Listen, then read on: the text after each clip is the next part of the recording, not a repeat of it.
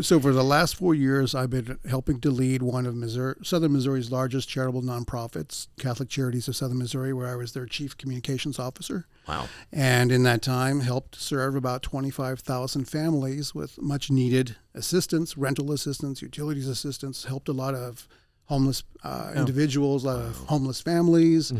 I mean, the stories from that alone are pretty amazing, what people have gone through. But we helped a lot of people get through the pandemic. Yeah. And man. That was a big thing. That was a huge thing in the pandemic. Yeah. I mean, and everywhere you go, it's homelessness is an issue, and you see things on social media, let's just say, and you see a lot of negativity toward the police that break up homeless camps and stuff like that. But we get that here in Springfield too, unfortunately. They just did it. It was a big one, and everybody was super upset about it. But there's two sides to every coin, and it's some people prefer to be homeless, but there's a lot of people that have a lot of heartage too. So I'd love to get the people from Eden's Village on here at some point, because that's an amazing project. Yeah. Well, there's a lot. I mean, there's a lot of money flowed in.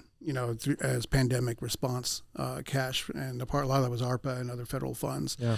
But the general thinking, because there's so little affordable housing, is that it's better to keep people in their homes. So a lot of this was, is homelessness prevention. Yeah. That's where a lot of that money went, because since the pandemic started, rents have just skyrocketed, and there just isn't a whole lot of affordable housing. Oh, and food's gone up and everything. So, I mean, I'm not going to go down a rabbit hole, but I think that I feel like this is a good topic to at least talk a little bit about, and that would be how, and not to go back to, Catholic Charities specifically. What I want to talk about is, since you were involved in that, you saw that for, a few years, what is their version of saying that they help homeless people to prevent them from being homeless, or people that aren't homeless but we're trying to prevent it?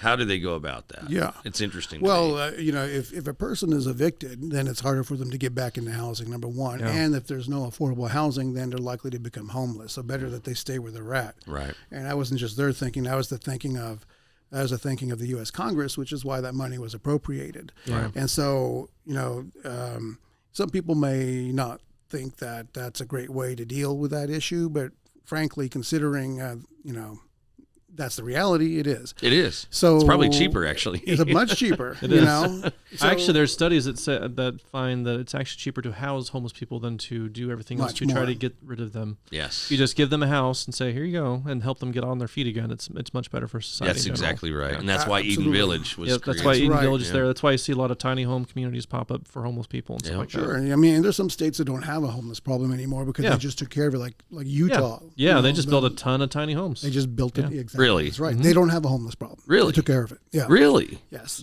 And for the cost, I mean, we have about 500,000 homeless people living on the streets in the entire 50 states. And then you just spend $10,000 per person for a tiny home, you would cure the problem. It would just be done. And that would be a very cheap, way to solve it. And a cleaner way to do it, too.